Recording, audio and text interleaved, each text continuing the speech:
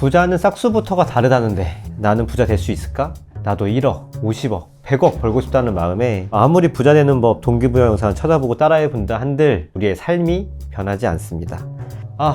부모한테 돈 받았어야 되는데, 아니면 타고난 머리가 있다던가, 부자 되는 사람들은 정해져 있다, 이러면 우리 생각들을 많이 하잖아요. 하지만 만약에 우리가 지금까지 해왔던 재테크 방식에서 벗어나 진짜 자유성가한 부자들이 알려준 책을 본다고 생각하면 어떨까요? 꼭 부자가 되고 싶은 분들, 내가 부자가 될 수 있는 사람인지, 그리고 어떻게 평범한 사람이 부자가 되는지 그 방법을 알려드리겠습니다. 새벽보기님이 소개해주신 책은 바로 이 책입니다. 나는 부동산과 맞벌이한다. 집에 보니까 3권이 있더라고요. 근데 한 권은 이제 뭐 더 이상 형체를 알아볼 수 없을 정도로 책이 해졌고, 요게 이제 그나마 좀 깔끔하게 제가 가지고 다니면서 다시 봤던 책이라 가져왔는데, 열심히 저도 이렇게 막 공부를 했습니다. 뭐라고 써놨습니다. 막 이렇게 이제 제 초보 시절에 진짜 많이 깨알처럼 깨알처럼 써놨어요. 이 책은요, 저자는 지금 현재 월급쟁이 부자들의 대표이자 한 명의 개인 투자자로서 여전히 투자 활동을 하고 있는 너바나님의 책입니다. 이 책을 소개해드리는 이유는 이 책이 지금 절판이 됐어요. 절판이 됐는데 여전히 굉장히 높은 가격에 중고가를 형성을 하고 있고, 그 이유는 이 책이 클래식이기 때문입니다. 클래식. 대한민국 부동산 투자, 일반 직장인들이 접근할 수 있는 부동산 투자의 클래식이기 때문에, 그리고 또 시간이 지나도, 클래식이라는 게 시간이 지나도 변치 않는 어떤 보편적 원칙들을 담고 있잖아요. 좋은 책이기 때문에 추천도 돼서 한 번도 소개를 해본 적이 없기 때문에, 그래서 여러분들께 이번에 소개를 해드리기로 결정을 했고요. 다시 읽는데 참 감회가 새로웠습니다. 왜냐하면 저를 부동산 투자로 인도해준 책이기 때문에. 그래서 오늘 여러분들께 이 책을 설명을 해드릴 거고요. 좀 전에 보기님이 설명한 문구 있잖아요. 이거 해봤나요, 다? 해봤습니다. 해봤고, 네. 이 책을 처음 딱 읽고 이 페이지가 딱 운명처럼 나왔을 때 이렇게 펜을 이렇게 챙겨가지고 이렇게 바들바들 떠누면서 이렇게 정말 하나라도 더 맞추려고. 맞아. 네. 이렇게 여러 번 5점이라도 더 받으려고. 다 같은 마음이지 않았을까. 네, 이렇게 생각이 나요, 사실. 한번 봅시다. 왜냐면 우리 영상 보시는 분들이 하시는 게 의미가 있으니까. 1번, 3번, 5번, 7번, 9번 질문은 예라고 하면 5점, 아니오면 빵점. 2번, 4번, 8번, 10번 질문은 아니오라고 하면 5점, 예라고 하면 빵점이에요. 네, 요거 옆에다 띄워놓을 테니까 여러분들도 같이 해보시기 바랍니다. 지금부터. 첫 번째, 구체적인 금액의 경제적 목표가 있다. 사실 없었는데 이 문구를 읽고 급하게 생각했던 기억이 있어요, 사실. 있었어요? 바다님은 어땠어요? 보통 100억 생각하지 않나요? 100억이요? 나는 100억이야. 모르겠고. 나는 이거를 예로 표시를 해놨는데 사실 난 10억이었어.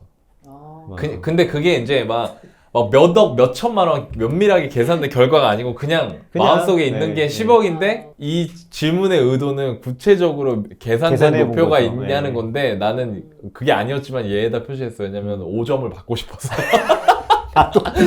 저도 급하게 얘라고 했어요. 자, 두 번째. 여러분들도 같이 해보세요. 가계부나 재무제표 쓰지 않는다. 뭐로 했나요? 전 썼습니다. 예라고 했습니다. 사용하지 않는다에 그럼 아니오겠네. 그렇죠, 아니오죠. 네. 바다님은요? 저는 쓰지 않았습니다. 저는 통장이 그냥 가계부였어요. 나도 그냥 통장에 돈이 남아있는 상태였던 거죠. 되게 웃긴 건 뭔지 아세요? 저 이때 안 쓰고 있었는데 여기다가 아니오라고 해놔서 거짓말했네? 5점 받으려고? 받고 싶은 거지. 거짓말은 하면 안 되지. 나는 거짓말을 안 했다 그래도. 자, 세 번째, 경제적 목표를 달성할 수 있는 노하우를 가지고 있다. 어땠어요? 초보 시절에? 없었습니다. 저도 아니에요. 이게 있으면 안 읽었겠죠. 네, 빵점이죠. 네. 부동산은 단타 치는 게 좋다고 생각한다. 그건 아니라고 생각했습니다, 저는. 바다님 어때요? 그거에 대한 개념이 없었던 것 같아요. 뭐 단탄지, 장탄지. 그럴 수 있지. 네. 그러니까 아니오로 했어요? 네네. 나도 이거 아니오라고 했어. 막연히 단타는 안 좋다고 생각했던 것 같아. 그냥 부정적 기운이 있었어, 뭔가. 신기하네. 뭔진 몰라도. 다섯 번째 질문. 근로소득만큼의 다른 불로소득이 있다. 임대소득이나 배당소득이 있다. 없었죠. 나도 아니요. 읽고 싶었죠. 그죠? 100권 이상의 투자 관련 도서를 읽는 건 무의미하다고 생각한다. 의미가 있다고 생각했는데 네. 100권이 너무 약간 와닿지 않았을 때. 그럼 얘라고 한 거야, 이걸? 그땐 전 그랬어요. 저기는 바다님은? 저는 원래 이게 돈 버는 거나 이런 거에 되게 관심이 많았어가지고 돈 버신 분들 책을 보면 항상 책을 100권, 200권씩 읽었다라고 돼 있잖아요. 그래서 읽어야 된다는 거에 되게 제 목표가 있었는데 항상 실패하지. 나는 한 5권 읽고서 다시 또 책을 안 읽고 그래? 그랬었죠. 그 이거 네. 표시는 뭐로 했어요? 표시를 아니요. 아니요. 의미 있다고 생각했구나. 네. 다만 못했을 뿐이지. 맞아요. 7번째, 월 가계 수지 곱하기 240이 당신의 재테크 목표보다 크다. 월 가계 수지는 매달 모으는 돈을 말합니다. 그 매달 저축을 한 달에 100만 원씩 하고 있으면 240이면 2억 4천인 거죠. 2억 4천이 당신의 재테크 목표보다 크다. 아니요. 그럴 수가 없다. 그럴 수가 없었어. 네. 터무니없이 적었어. 네, 저도 그랬습니다. 저도 아니오였고요. 수입의 대부분을 저축 또는 펀드에 투자하고 있다. 아니요였습니다. 저도. 전 예였는데. 수입의 대부분이라고 그래가지고 저는 아, 이제 생활비 이런 거 다 뺀다고 네. 그러니까 아, 그렇게 저는 생각했어요? 이해했었어요. 저는 그렇게 나는 이해했었어요. 남는 돈을 저축하고 있냐고 아. 물어보는 걸 난 예스라고 했거든요. 아, 그다음 9번째가 나이 곱하기 세전 연봉 나누기 5. 이게 그러니까 저축을 얼마나 했냐를 물어보는 맞아요. 거거든요. 예, 예, 저축 예, 얘기. 예. 그죠. 아니었죠, 당연히. 아니. 저는 그때 그때 있었어요. 아, 그래요? 네. 지금 처음부터 좀 부자였네, 저 친구. 처음이 아니야. 제가 이거 처음에 읽은 게 아니어가지고. 난 돈이 오해지. 없었나 봐. 난 네. 뭐에다 돈을 다 썼을까 이때. 10번이 자산이 적을 때는 포트폴리오에 맞춰 분산 투자하는 게 중요하다고 생각합니다. 이거 자체를 이해를 못했던 것 같아요. 저는 이게 뭔 말이지? 아니, 그러니까 좋은 말을 생각했어요. 뭔가 멋있는 말. 지금 보고 계신 분들 위해서 제가 설명을 해드리면 내가 가지고 있는 돈이 적을 때는 분산 투자를 해야 된다. 계란을 한 바구니에 담지 말아야 된다. 내가 한 달에 50만 원, 100만 원 정도만 모을 수 있는 상황인데도 그게 중요하다고 생각한다. 이거에 yes라고 생각하시면 예에 표시하시면 되고요. 아니라고 생각하시면 아니오에 표시하시면 됩니다. 저는 그래도 이때 이걸 아니오에 표시를 했네요. 그리고 11번. 부자가 되기 위한 준비에 10년간 하루에 2시간 이상을 꾸준히 투자할 수 있다. 이 11번이 50점짜리거든요. 아씨, 그거 내가 얘기하려고 그랬는데. 네. 그래서 그런 약간 그런 마음에 음. 오를 했던 것 같아요. 이게 아. 뭘 의미하는지도 그 당시에 전혀 모르고 뭐 2시간 하면 되지 뭐 약간 이런 느낌이었던 것 같아요. 저는. 바다님은 어떻게 했나요? 아, 이게 2시간은 할 수 있을 것 같았는데 10년이 너무 멀게 느껴졌어요. 아. 저는 한 2년 안에 이걸 끝판내고 싶었거든요. 아, 그치. 아까 100억 모아야 된다고 네. 했었으니까. 근데 이게 10년이 되게 멀게 느껴졌지만 그래도 할 수 있겠다라고 했던 것 같아요. 저도 예에다 했네요. 이 정도는 할 수 있지라고 생각했던 것 같아요. 12번째 마지막 질문입니다. 내가 지금 가진 돈에 만족하면 더 이상 부를 추가하지 않을 것이다. 정말. 그때는 좀 많이 어려워서 X였어요. 이거는 전 아니오였어요. 네. 저는 70점. 저도 지금 보니까 70. 바다님 몇 점? 저도 전에 처음 할 때 한 70점 정도 나왔던 그죠? 것 같아요. 네. 자, 여기서 여러분들께 중요한 메시지가 하나 숨어 있는 거죠. 이 질문표에. 그건 바로 1번부터 10번까지 막 여러 가지 뭐 순자산이 얼마입니까? 뭐 불로소득이 있습니까? 그러니까 뭐 이런 것들보다 더 중요한 거. 그것도 압도적으로 중요한 건 11번. 부자가 되기 위한 준비에 10년간 하루에 2시간 이상을 꾸준히 투자할 수 있다. 이거에 예스라고만 해도 무려 50점이 된다는 겁니다. 네. 그리고 저는 제가 시간이 지나 보니까 이게 맞는 말이라는 걸 알게 됐습니다. 그러니까 아마 여러분들 중에 아까 보기님이 처음에 얘기한 것 같이 그런 생각 하시는 분들이 있을 거예요. 나는 부자가 될 수 있는 사람일까? 그런 생각을 하는 사람들이 있잖아요. 저는 개인적으로 그랬던 것 같아요. 이 책을 보기 전에는 부자가 굳이 왜 돼야 되지라는 필요성을 잘 못 느꼈어요. 아, 저도. 이렇게 생각했어. 그냥 여유롭게 살고 싶다. 맞아요. 근데 사실상 현실은 그게 부자인 거더라고. 아, 여유롭게 맞아. 시간을 쓰고. 왜 그런 거 있잖아요. 예를 들어서 나이 들어서 집 한 채 있고 그냥 생활비 좀 넉넉하게 쓰고 싶다. 뭐 약간 이 정도 느낌. 근데 그게 부자인 거더라고. 그게 부자였어. 그러니까 이게 내가 이 책을 읽고 제일 많이 느꼈던 거 뭐냐면 이 책을 읽기 전에는 단 한 번도 부자가 되어야겠다는 생각을 해본 적이 없고 그렇기 때문에 내가 부자가 될 수 있으리라는 상상을 아예 해본 적이 없거든. 근데 되게 웃긴 게 내가 그 상황에서도 막연하게 꿈꾸던 게 현실에서는 그게 부자의 모습인 거더라고. 방법도 모르는데 그 부자라는 게 어떤 그 수준인 건지도 몰랐던 거지. 예. 그래서 그때부터는 이게 부자구나. 이게 부자가 아닌 게 아니라 이게 어려운 거구나. 되게 직장 생활도 좀 내가 한 7년 8년 했었고 그때는 이게 어렵다. 이게 어려운 거구나. 그냥 내 집에 살면서 그래도 나도 좋은 차 한번 타보고 좀 여유 있게 사는 거? 그게 되게 힘든 거구나. 나는 내가 부자가 돼야 되는구나 라는 생각을 이 책을 읽으면서 처음 했던 것 같아. 그렇게 되니까 이제 이 지수표를 할 때 눈에 불을 켜고 이제 하게 된 거죠. 근데 그때 물어봤던 이 지수를 통해서 나는 그걸 확신했던 거지. 뭐냐면 너바님이 용기를 주려고 쓰셨는지는 모르겠지만 하루에 2시간씩 10년 동안 꾸준히 노력하면 부자 될 수 있구나. 그래서 저는 여러분들한테 그 말씀을 드리고 싶어요. 나는 부자 안 돼도 돼가 아니고 여러분들이 꿈꾸는 게 현실에서는 그게 진짜 부자의 모습일 수 있다는 거. 첫 번째. 두 번째는 그럼 나는 그런 사람이 될 수 있을까? 그거는 그냥 뭐 대기업 다니고 이런 사람들 뭐 의사, 변호사 이런 사람들만 되는 게 아닐까? 라고 생각하실 게 아니라 지금 말씀드린 것 같이 이 부자지수 체크표를 체크하시면서 하루에 꾸준히 10년 동안 2시간 정도를 투입을 하면 나도 부자가 될 수 있구나 라는 뭐 말씀을 드리고 싶어서 이 문구를 소개를 해드린 거거든요. 바다님은 어땠어요? 이 문구 보면서. 이게 결국은 이제 50점이라는 게 절반 이상을 일단 먹고 간다. 그치. 할 수 있다라는 희망을 주려고 하셨다는 생각이 강하게 들면서 이게 있어서 그래도 이 책을 덮고 나서 뭔가 해봐야 되겠다라는 생각을 할 수 있었던 것 같아요. 네. 왜냐면 앞에서 되게 희망을 잃다가 자꾸 뭐야 뭔 말이야 이러면서 9번까지, 오다가 10번까지 희망을 잃어. 갑자기 50점이라고? 참고로 이게 80점이 넘으면은 부자로 이제 머지않아 부자가 된다. 이게 책의 내용이 맞아요. 나오니까 네. 우리의 목표는 80점인데 안 축풍 되더라고. 낙엽처럼 계속 떨어지니까 이게 지금 몰라. 초조해. 이러다가. 12개까지밖에 없는데. 네. 좀 여러분들 네. 각자 몇 점 나오셨을지 좀 궁금하네. 예. 그 바다님 이거 읽고 어땠어요? 예. 70점이면 조금 애매하잖아요. 그래서 나 괜찮은 건가? 하면서 뒤에 이제 책을 막 읽다가 보면 그 얘기가 있어요. 그 너바님이 예전에 광명에 사셨다는 얘기가 있어요. 광명의 빌라 신혼 맞아. 때. 옥탑방. 네, 그때 제가 광명에 살고 있었거든요. 아, 그 진짜? 포인트가 저한테 나도 왠지 될 수 있을 것 같다. 그게 10점, 남은 10점인 것 같다. 그렇죠. 네. 네, 나머지 그래서 난 80점이다. 할 수 있다. 그렇게 된다고? 가자.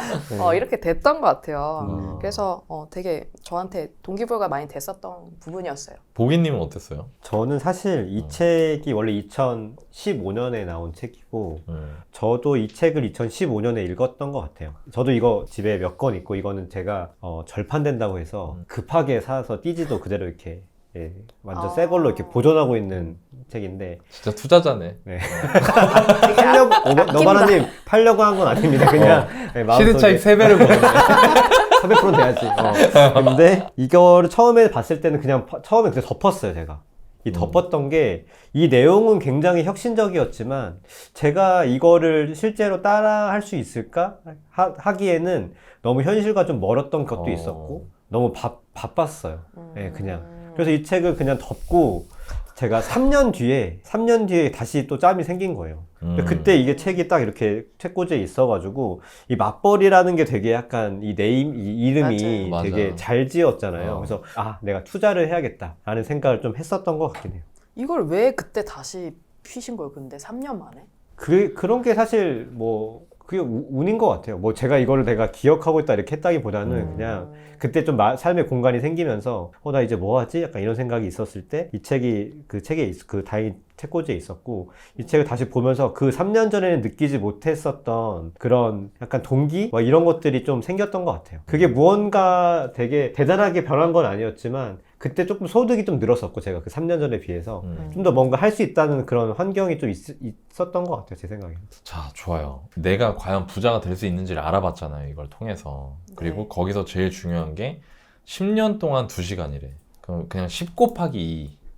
그러면은 20이네요, 20. 그러면 반대로 얘기하면 2년 동안 10시간도 되겠네. 그렇게 해도 되죠. 그죠? 네. 물론 뭐 시간이 지나야만 배우는 게 있으니까 투자는. 음. 여러분들이 이 가장 중요한 거를 놓치지 않으셨으면 좋겠다는 거를 말씀을 드리고 싶어요. 근데 저는 이제 10년 동안 2시간이 아니라 이제 10년 동안 22시간 아닌가? 근데 그러면 이제 굉장히 높은 수준으로 많은 걸 알 수 있게 되지만 제가 해보니까 정말 10년 동안 꾸준히 2시간 정도 여러분들이 관심을 놓지 않고 찾아보고 공부하고 확인해보고 내가 이때 이렇게 행동했으면 어땠을까 행동을 다시 조절을 해보고 그 결과를 다시 보고 이러면서 역량을 쌓아나간다는 생각을 하시면 여러분들은 다 부자가 될 수 있다는 말씀을 좀 드리고 싶고요. 실제로 뭐 제가 이 유튜브 채널에 나와서 여러분들께 자주 말씀드려서 그렇지 보기님, 바다님 외에도 또 다른 친구들, 되게 많은 친구들이 이 책을 읽고 인생이 바뀐 친구들이 있기 때문에 맞아요. 여러분들께 그 말씀을 꼭 드리고 싶습니다. 그래서 여러분들이 비록 힘드시겠지만 하루에 2시간 정도, 그러면 일주일이면은 14시간이잖아요. 그렇죠. 네, 그러면 일주일에 그냥 이렇게 합시다. 일주일에 10시간만. 여러분. 할 수 있습니다. 일주일에 10시간만 꾸준히 투자를 한다. 그럼 너나이님 어떻게 해야 되나요? 를 물어본다고 하셨을 때 책도 읽고요. 월부 유튜브 채널도 많이 보시고요. 공부도 많이 하시고. 그리고 중요한 게 여기서 끝나면 안 돼요. 제일 좋은 거는 실제로 자기가 투자를 해보는 거예요. 네, 실제로 투자를 해보는 건데 무섭죠? 여러분 무섭잖아요. 투자하기. 그럴 때는 이제 모의 투자 같은 걸 해보시면 괜찮습니다. 모의 투자를 해보시면 좋아요. 그러니까 예를 들어서 내가 어떤 주식책을 보고 월부 유튜브를 봤는데 뭐 이 주식을 한번 사볼까라는 생각이 든다. 근데 내가 돈 넣기가 무서워. 자, 그러면 돈을 못 벌더라도 실력을 쌓을 수 있기 때문에 몇 월 며칠에 매매 일지를 써보는 겁니다. 또 그쵸. 그리고 부동산도 마찬가지예요. 내가 어떤 아파트를 딱 봤는데 이거 월부 유튜브에서 보던 건데 아니면 이 나는 부동산과 맞벌이야 한다 책에 나와 있던 거랑 비슷한 것 같은데 투자를 한번 해볼까? 근데 좀 약간 걱정되는데 어떡하지? 나 무서운데?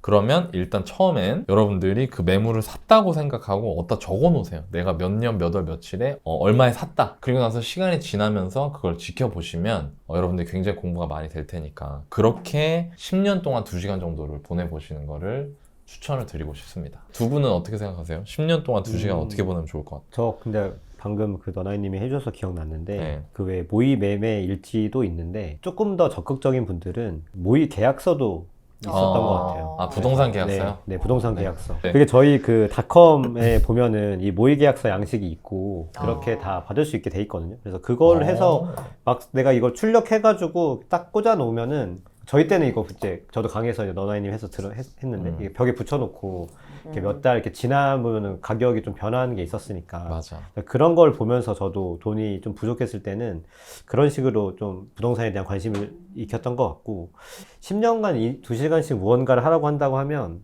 좀 책을 많이 볼 것 같아요. 이 책을 막 이렇게 읽다 보면은 그 수많은 책 중에 내가 되게 닮고 싶은 사람, 닮고 싶은 저자가 좀 반드시 생기기 마련이거든요. 그러면 저도 여러 책에서 많이 느꼈는데 이거를 해서 성공한 사람들은 꼭 그 저자를 만나더라고요. 네, 만나러 가더라고요. 저도 사실 이 책을 읽고 여기 여기 앞에 보면 그 러바나님이 운영하시는 그 카페가 여기 주소가 있었어요. 메일이랑. 그래서 저도 이거를 보고 찾아갔던 것 같아요. 월급쟁이 부자들 카페. 네, 그쵸. 월급쟁이 부자들 카페에 있었고 그때 무슨 용기가 났었는지 모르겠는데 그냥 호기심이었던 것 같아요. 그래서 딱 가서 보니까 노나이님이 또 되게 한 줄기 빌 같은 그런 대출 같은 거 물어보고 그랬던 기억이 나요. 그래서 그런 작은 계기들을 이렇게 책을 보면서 혹은 이런 활동들을 통해서 얻을 수 있지 않나. 그렇게 조금씩 앞으로 갈 수 있거든요. 그래서 처음엔 2시간씩 했지만 3시간, 4시간씩 늘어나면서 인생을 조금씩 바꿀 계기를 만들었던 것 같아요. 바다님은 2시간 동안 10년 공부한다면 뭐 할 것 같아요? 뭐 추천해주고 싶을 것 같아요? 책 읽고 유튜브 보고 이런 부분들이 사실 되게 쉽게 할 수는 있는데 그냥 읽는 게 아니라 그 그리책에 보면은 그거 나오잖아요. 의식적으로 되게 연습하라고 하는 게 있잖아요. 맞아요. 후루룩 이게 아니라 제가 이렇게 읽었거든요. 막 이렇게 접고 형형 진짜, 색색으로 막 읽고 또 읽고 네. 막 이렇게 하는 부분들. 그리고 중요한 거는 이제 정말 필사를 해놓고 제가 이 책을 사실 되게 너무 좋아했던 책이기 때문에 필사를 처음부터 끝까지 다 했어요. 네, 여기 목차에 보면은 내가 몇 월 며칠에 여기 필사해야 되겠다라는 거 계획을 다 적어서 필사를 했고 유튜브 같은 경우에도 그냥 보는 게 아니라 그냥 보는 건 다 할 수 있으니까 그게 아니라 뭐 댓글 같은 데라도 그 내용에 대해서 내가 꼭 해야만 하는 그런 일들 있잖아요. 네. 적용할 거 그런 걸 좀 적어가지고 노는 것들을 뭔가 해놓으면 그게 의식적인 사실 연습이잖아요. 노력들. 맞아요. 네. 그렇게 했을 때 이 2시간이 짧다면 짧을 수 있고 길면 길 수도 있는데 되게 진짜 이게 이 10년의 2시간이 아니라 한 그래도 5년의 2시간으로 줄일 수 있지 않을까 맞네. 생각이 들었어요. 이거 너무 중요한 얘기입니다. 오늘 저희가 말씀드린 거를 여러분들이 나는 부자 될 수 있다. 할 수 있다. 10년 동안 2시간을 투입하면 할 수 있다. 그리고 그 10년 동안 2시간을 어떻게 하면은 되는지까지 저희가 알려드렸으니까 여러분들이 그 희망을 품고 오늘도 열심히 한번 살아보는 걸로 그렇게 하겠습니다. 회사는 직원을 부자로 만들어주지 않는다. 정말 말 그대로 미친 듯이 일했지만 직장 생활은 녹록지 않았다. 내 통장은 월급날만 살짝 두툼해졌다가 이내 마이너스로 변했다. 입사할 때 꿨던 멋진 주형차와 가족과 함께할 30평대 아파트에 대한 꿈조차 내겐 사치였다. 회사는 그저 굶어 죽지 않을 정도, 정말 한 달을 살아갈 수 있을 정도의 돈만 내게 주었기 때문이다. 이는 한 달 필수 생활비일 뿐이지 남겨서 저축할 정도의 규모가 아니었다. 주변의 학교 선배나 직장 선배들의 삶을 보았다. 그들 모두 그저 평범한 회사원이자 서민일 뿐이었다. 나름 좋은 대학을 나와 대기업에 취직한 사람도 많았지만 그들 역시 월급으로 생활을 꾸려나갈 수밖에 없었다. 내가 꿈꾸던 멋진 차를 끌고 좋은 집에서 살게 되는 날은 요원해 보였다. 자이든 타이든 회사를 그만둔 이들 중 70%는 150만 원이 안 되는 월 소득으로 어렵게 노후를 보내고 있었다. 등골이 서늘했다. 나의 미래가 원하는 방향으로 가지 않을 수도 있겠다는 생각이 들었다.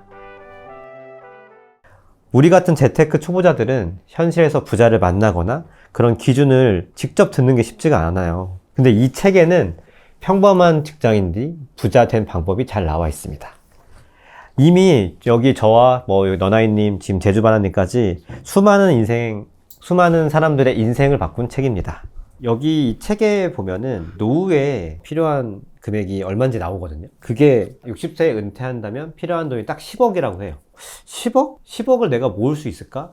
이런 생각이 그냥 머릿속에 이렇게 둥둥 떨어졌던 것 같아요. 나는 지금 한 달에 막 2, 300 벌 텐데, 그리고 뭐 이렇게 맞벌이 해가지고 하면 한 4, 500 벌고, 그거 뭐 생활비 빼고 나면 200? 이렇게 100, 200? 이렇게밖에 지금 저축을 못 하는데, 그 돈을 모아가지고 언제 10억을 모으지? 그러니까 이런 생각이 맨 처음에 이 책을 오히려 읽고 들었던 것 같아요. 아예 인지를 못하고 있다가. 그리고 나서 제가 제 과거를 이렇게 생각해 봤거든요. 이 책을 읽기 전에는 오히려 이런 생각이 없이 그냥 제가 아파트를 샀던 기억이 있어요. 그 경험이 있어요. 그 아파트를 샀을 때는 이런 자세한 계산을 하진 않았었고 그냥 내가 할 수 있는 아파트를 샀거든요. 그래서 아파트를 사가지고 내가 그걸 자산을 이렇게 운이 좋게 키워봤었는데 그렇게 해서 나온 결과가 책에 나온 이 10억이라는 돈 있잖아요. 그 돈의 상당 부분을 차지하는 걸 보고 저는 이 책에 오히려 더 이렇게 신뢰가 갔던 것 같아요. 여기 그 문구가 진짜 정말 너무 저는 충격적이었어요. 회사는 직원을 부자로 만들어주지 않는다. 열심히 진짜 미친 듯이 일했지만 회사 직장 생활을 녹록치 않았다. 통장은 우리가 흔히 얘기하잖아요. 이렇게 스쳐 지나간다. 네, 그 스쳐 지나가는 상황이 너무 저의 상황과 그때 너무 오버랩해서 너무 공감이 됐고, 그리고 여기에 또 60세에 은퇴하고 90세까지 살 때 필요한 돈이 10억 8천만 원. 근데 사실 저는 이런 생각도 들었던 것 같아요. 내가 60세까지 일을 할 수 있을까? 그럼 무조건 이거보다 더 많이 필요하겠네? 네, 이런 생각도 조금 들었던 것 같아요. 바다님 어땠어요?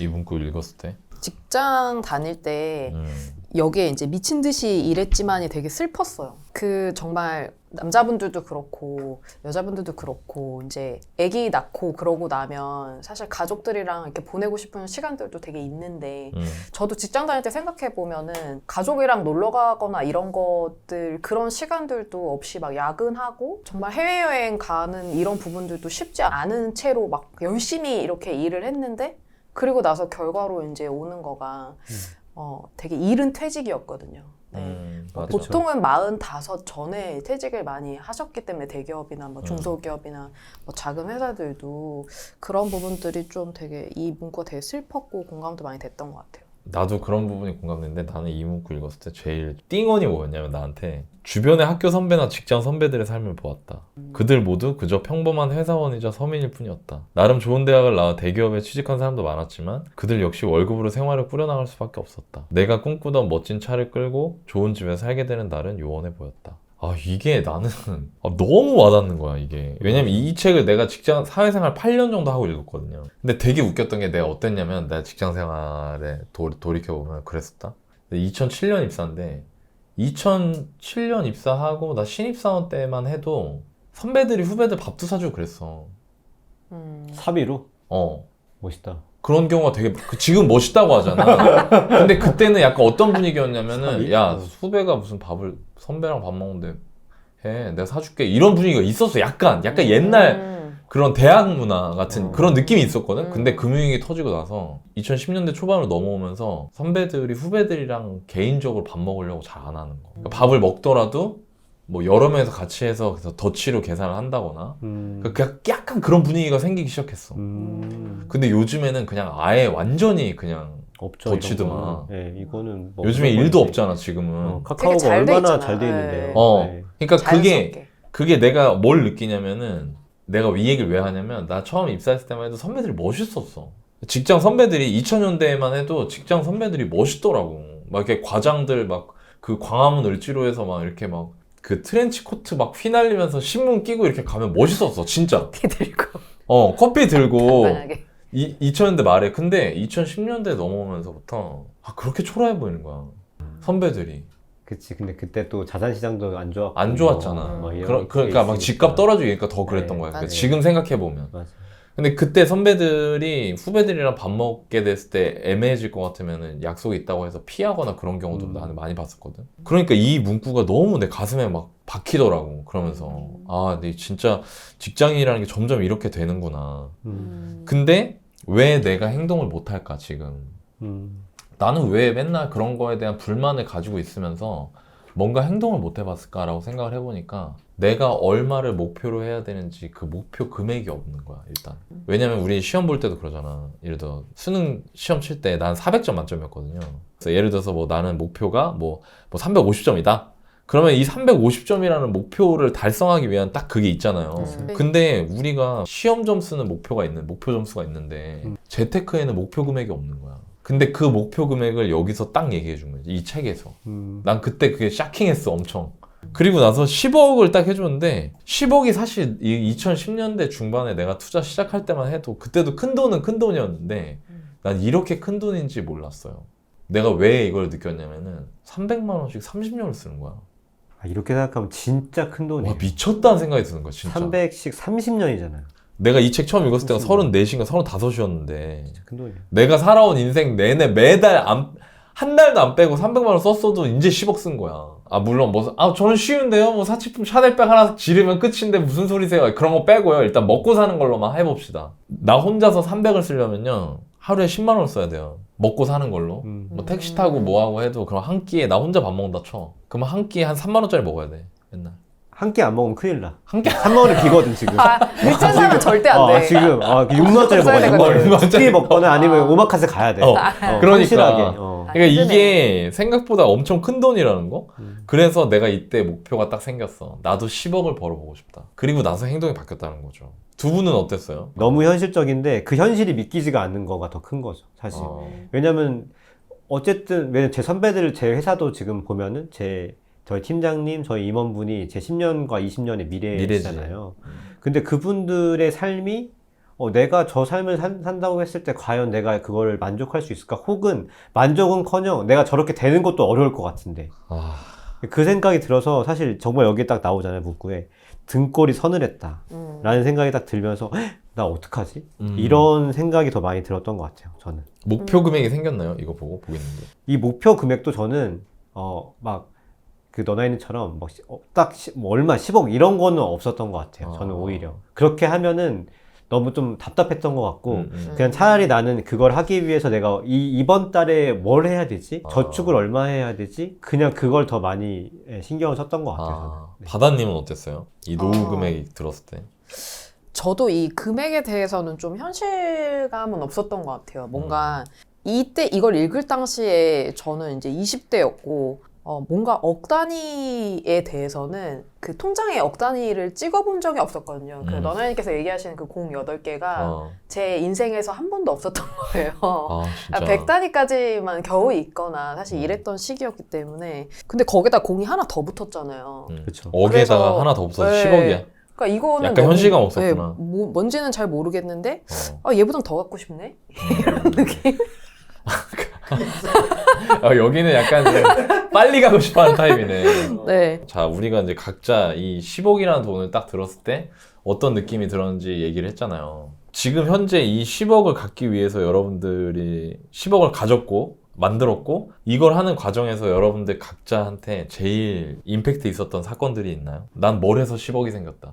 저는 그냥 집 산 거? 실거주 저가 지금 살고 있는 집을 샀던 게 제일 임팩트가 임팩트가 컸습니다. 저는. 어떻게 했어요? 좀 얘기 좀 해줘봐요. 네. 비밀인데. 썰 좀 풀어주세요.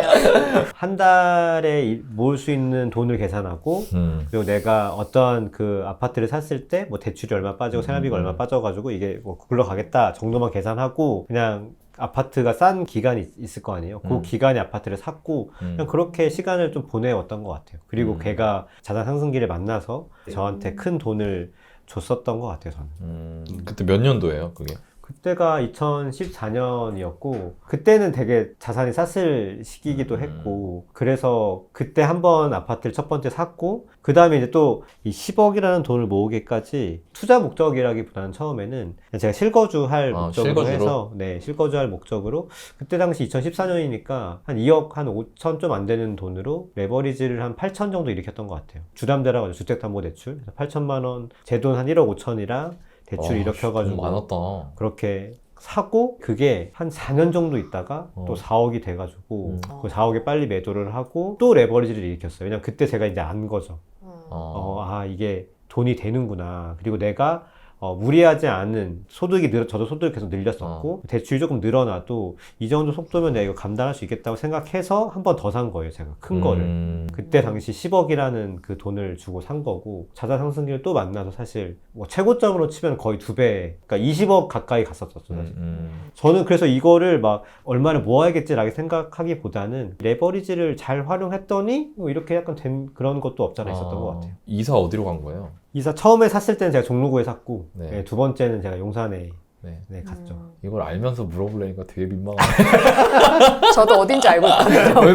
아, 그렇네요. 그럼 보기님은 대출이네. 그렇죠. 대출 저는 레버리지. 대출이었어요. 네. 바다님은 뭐가 제일 결정적 사건이었어요? 이 10억을 만드는데 결정적 사건. 이 뭔가 저도 그때 막 돈을 이렇게 버는 거, 뭐 모으는 거 이런 거에 대한 거를 해야 된다는 생각은 있었는데 기본적으로 제가 뭔가 저축을 꾸준히 할 수 있는 그런 사람이 아니었어요. 저축 예금 통장 자체를 만들어 본 적이 없어요. 좀 부끄럽지만 진짜? 그때까지만 해도 지금은 하지만 네 지금은 합니다. 지금도 안 하면 그게 사람이네. 그것도 능력이다 진짜. 네. 그래서 그때 뭐 이렇게 좀 이렇게 통장에 보니까 돈이 이제 일부 이렇게 있었죠. 돈을 가지고 불려보겠다고 그때 당시에 뭐 주식도 하고 뭐 이것저것 하면서 보니까 이제 뭐 한 3, 4천 있던 게 갑자기 어느 날 1,000만 원 돼 있고. 아, 처음엔 돈 잃었구나. 네, 조금씩 좀 그렇게 됐던 것 같아요. 모르고 하면 네, 그렇죠. 네, 네. 그러다가 나중에 이제 1억대 집을 17평 되게 작은 그 실거주를 했었어요. 처음에. 하면서 그 집이 이제 1억 정도 오른 걸 가지고 그걸 이제 매도하면서 저도 돈을 빼서 그 1억을 가지고 이제 우리 전세 레버리지 투자를 했죠. 그 1억을 정말 좀 쪼개가지고 공부를 열심히 한 뒤에 걔를 나눠서 이제 투자를 하다 보니 그게 이제 10억이라는 숫자로 이제 돌아온 거죠. 그 중간에 이제 돈을 또 모아서 투자를 한 것도 있지만. 네. 야, 이거 너무 신기하다. 새벽보기님은 실거주를 이제 핵심지로 갈아타면서 자산을 불리고 그 이후에 이제 투자를 한 거고, 바다님은 그냥 매도하고 그걸 뿌린 거고, 투자로. 맞아요. 네. 저는 처음부터 실거주를 하지 않고 투자를 한 거죠. 근데 똑같은 원리가 숨어 있다는 거죠, 여기에. 뭐가 숨어 있냐? 일반 사람이 5억짜리 집을 보면서 내가 월급 몇 년을 모아야 저 집을 살 수 있는 거야 라고 한탄하고 있는 사람이 10억이라는 노후 자금을 만들고 자기 자산을 구축할 수 있는 방법은 공통점이 보기님처럼 대출 레버리지를 일으키든 나처럼 전세 레버리지를 일으키든 레버리지를 일으켜서 자산을 취득하는 거에 있는 거네. 그렇죠. 그게 모든 공통점이네. 물론 주식 투자는 이제 짧게 복리로 갈 수 있으니까 그건 다른 영역이지만 적어도 여러분들이 부동산을 통해서 내가 자산을 불려보고 싶다라고 하면 이걸 반드시 알아야 된다는 거죠. 이 레버리지를 사용할 줄 알아야 된다. 근데 여기서 잠깐 여러분들 중에 레버리지라고 하면 경기를 일으키는 분들이 있어서 그럼 너 뭐 지금 이 상황에 빚내라는 거냐, 뭐 그게 아니고요. 당연히 내야 될 시기에 적절하게, 아마 제 영상 오랫동안 보신 분들은 제가 영혼까지 끌어모아서 대출하는 거를 한 번도 하라는 얘기 한 적이 없다는 걸 아실 겁니다. 근데 중요한 건 반대로 그렇다고 해서 무조건 레버리지 쓰지 말라는 말이 아니라는 거죠. 레버리지에 비밀이 숨어 있다. 그래서 그 내용이 책에 있더라고요. 레버리지 활용에 따른 수익률 변화. 자기 자본 5억이 예를 들어서 1년 뒤에 1억이 더 수익이 나면 수익률은 20%야. 5억에 1억이 수익이 나니까. 근데 자기 자본 3억에 타인 자본이 2억인 상태에서 1억이 수익이 나면 수익률이 3억에 1억이니까 33.3%가 되는 거죠. 그러면 내가 얼마만큼 다른 타인 자본을 활용할 수 있느냐의 문제인 거고, 보기님은 은행 자본을 이용한 거고, 그리고 저같이 이제 처음에 전세 레버리지 투자했던 사람들은 전세금을 레버리지로 활용을 한 거죠. 그리고 모든 대출에는 이자가 있다. 하지만 전세금에는 이자가 없다. 이 사실을 명심하라. 라고 되어 있어요. 그리고 59페이지에 당신에게 지금 충분한 돈이 없다면, 그렇지만 경제적 자유를 얻기 위해 부동산을 시작하기로 했다면 레버리지를 제대로 활용할 수 있는 방법을 연구해야 할 것이다. 이렇게 되어 있습니다. 그러니까 레버리지를 아예 쓰지 말라는 게 아니라 편견에서 벗어나셔야 되는데, 뭐가 있냐면 이런 겁니다. 자, 이런 부류의 사람들이 있어요. 야, 집이 이게 월급을 20년어치를 모아도 집을 못 산대. 15년어치를 안 쓰고, 하나도 안 쓰고, 너 지금부터 하나도 안 쓰고 그 돈을 모아도 집을 살 수가 없대. 이렇게 얘기하시는 부류가 있어요. 근데 그게 맞는 말이냐 틀린 말이냐? 맞는 말이에요. 당연히 맞는 말이야. 말이죠. 네. 내가 한 달에 300만 원, 400만 원 벌고 있는데 집값 10억이래. 그럼 1년에 3천만 원이라고 쳐요. 내가 버는 게. 그럼 33년이 걸리는 거 아니에요. 그렇죠. 그럼 당연히 그게 맞는 말이지. 예. 근데 또 한쪽에서는 뭐라고 얘기하냐면, 그래서 너 지금 나보고 대출 일으켜서 집 사라는 거야? 너 나보고 영끌하라는 거야? 빚거지 되라는 거야? 이렇게 얘기해. 그럼 내 입장에서 어떠냐면은, 그럼 어쩌라고? 그렇지 않아? 아니 어쩌라는 거야. 그러니까 그래서 나는 그 둘이 만나게 하고 싶어. 그렇게 얘기하는 사람 둘이 이렇게 만나서 얘기를 한번 해보시라고. 여기, 아니, 집을 어떻게 사요? 저 지금 월급 모아갖고 어떻게 사요? 라고 하고. 전 그래, 대출할래요? 그럼, 야, 너 그러다 빚거지 되면 어떡하려고 그래? 그럼 이 사람이 다시 얘기하지. 그러면 집을 어떻게 사요? 이러면서 서로 계속 왔다 갔다 할 거 아니에요. 그러니까 여러분들 이게 뭐냐면, 중요한 게 뭐냐면, 이 중간에 어딘가를 잘 활용해야 된다는 거예요. 이 사람이 걱정하는 거대로 하지 않고, 그러니까 월급 모아서 집 사야지라는 생각을 하지 않고, 또 동시에 빚을 엄청나게 무리해서 땡겨서 집을 사지 않고, 그 중간에 어디쯤이 뭐냐면 적절한 레버리지를 활용하는 거죠. 그래서 제가 항상 그런 얘기를 하는 겁니다. 영끌하면 안 된다. 그렇지만 전 대출하지 말라는 얘기를 한 적이 한 번도 없거든요. 그래서 이 레버리지를 활용하는 비밀을 알아야 여러분들이 벌고 있는 돈으로도 자산을 취득하고, 그 자산이 열심히 일해서 나중에 10억, 20억 여러분들의 노후자금을 만들어줄 수 있다는 거. 레버리지 자체가 책이 있잖아요. 있죠. 그 롬모. 책에서도 네. 되게 우리도 한번 그거를 다뤘었는데, 맞아. 부자들의 어떤 비밀이라고 할 수 있는 거가 되게 그 레버리지에 있잖아요. 내가 갖고 있는 게 아니라 다른 사람이 갖고 있는 거를 활용해서 할 수 있는 사람이 부자가 되는 거고, 그게 돈에도 있는 거고, 일에도 있고, 뭐 에너지도 있고, 되게 여러 방면이 있는 것 같아요. 근데 이 돈에서도 그거를 할 수 있냐 없냐가, 부자가 될 수 있냐 없냐를 되게 판가름을 짓는다고 생각이 들고, 대출도, 저도 대출 받을 때도 죽는 줄 알았어요. 깔려가지고 언젠가. 그래, 네. 무섭지. 그거 무서워. 나도 사실. 기억나. 네. 근데 그게, 그러니까 항상 이렇게 얘기를 하는 거죠. 적절한 대출, 감당 가능한 대출, 이런 게 내가 예를 들어서 뭐 200만 원 정도 이렇게 할 수 있으면 저축을, 그래서 100만 쓰는 거거든요. 그렇게 적당하게 잘 활용하시면 이게 확실히 이 지렛대로 돼가지고 저희가 우리의 자산을 확실히 2배, 3배로 확실히 불러줄 수 있거든요. 그거에 대해서 한번 이 책에서 소개시켜 주신 내용이랑 바다님이 말씀해 주신 그 레버리지 책 있잖아요. 그런 게 시간, 돈, 막 이런 다 레버리지거든요. 그런 거의 비밀을 한번 깨달으시면 좋지 않을까라는 생각이 좀 듭니다. 저는 이렇게 정리를 하고 싶습니다. 이 책에서 저는 그 개념을 배웠는데, 내가 높은 곳에 올라가고 싶다. 그러면 사다리를 타야 되잖아요. 그런데 사다리는 필연적으로 위험합니다. 그러나 그 사다리를 밟고 올라가지 않으면 그곳으로 올라갈 수 없습니다. 그래서 여러분들이 올바르게 사다리를 타는 거, 사다리를 무조건 피할 게 아니라 올바르게 사다리를 타는 거가 중요하다는 거, 그리고 그거에 대한 저희 생각을 말씀을 드렸고, 그게 여러분들 재테크에 도움이 되었으면 좋겠습니다.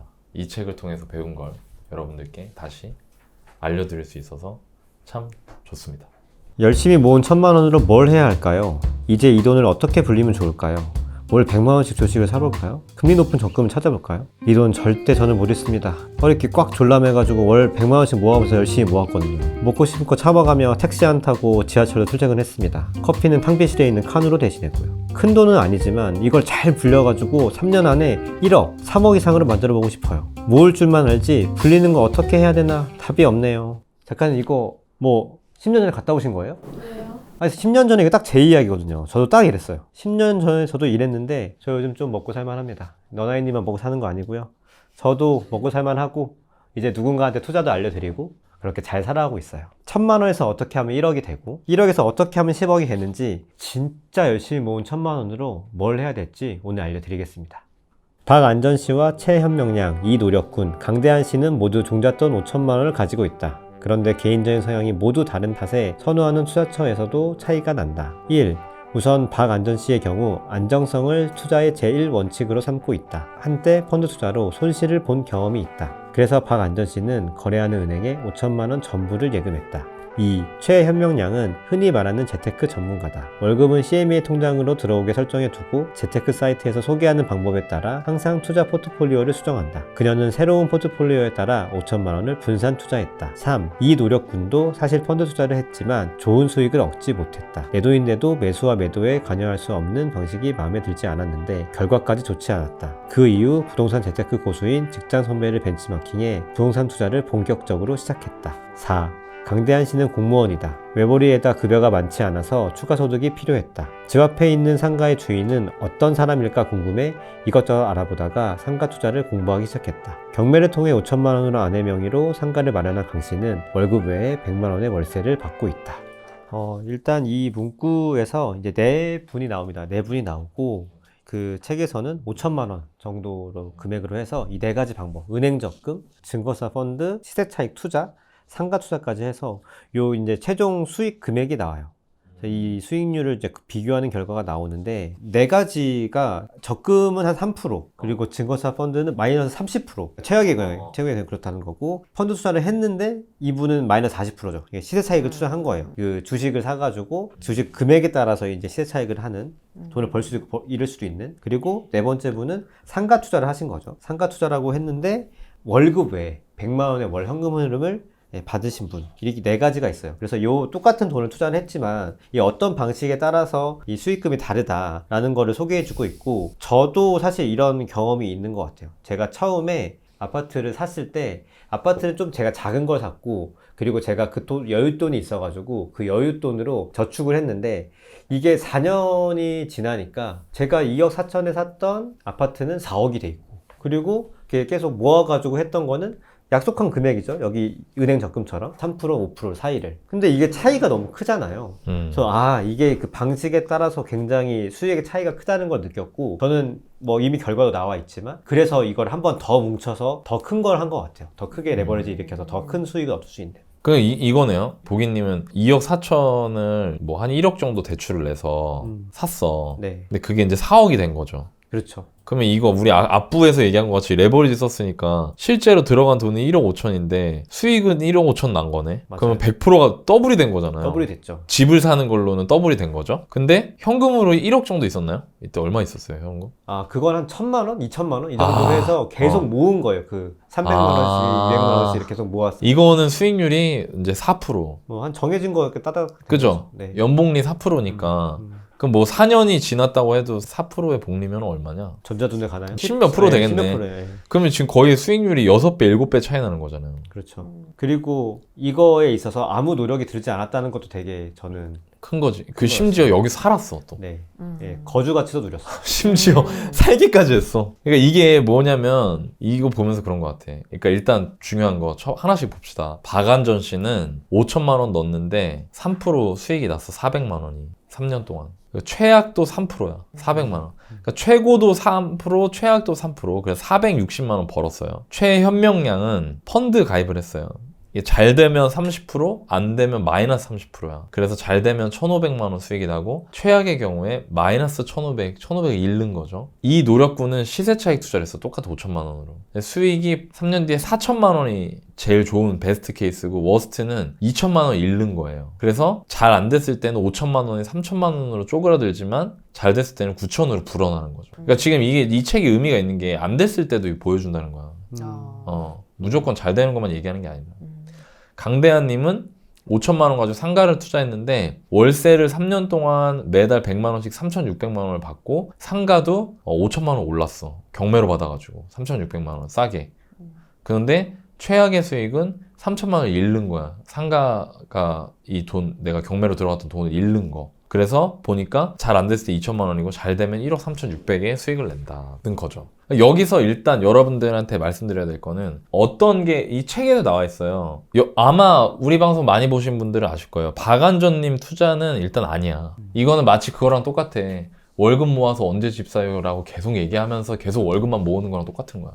이거는 당연히 아닙니다. 물론 여러분들 오해하시면 안 돼요. 어느 정도까지는 반드시 저축을 해야 되지만 여기서 말하는 5천만 원 정도의 돈을 모은 상태에서는 조금 다르게 생각해야 된다 이겁니다. 예, 그 페이지마다 해야 될 게 있어요. 내가 돈이 아예 없는 사람은 모아야 돼요. 근데 어느 정도 모은 사람은 이전처럼 계속 모으기만 해서는 안 된다는 걸 얘기하고 있는 거예요. 그래서 박안전님처럼 하는 건 애매하다. 최현명님 보면서 제가 느낀 게 뭐냐면 봐봐요. 이걸 이제 리스크 대비 기대 수익의 개념으로 보는 건데요. 이노력군하고 비교를 해봅시다. 최악의 경우에 최현명량이 손해보는 게 1,500이죠. 이노력군은 2,000이죠. 최악의 경우에 차이가 크진 않죠. 500만 원. 그죠? 최상의 경우에 나는 수익은 누가 더 크죠? 이노력.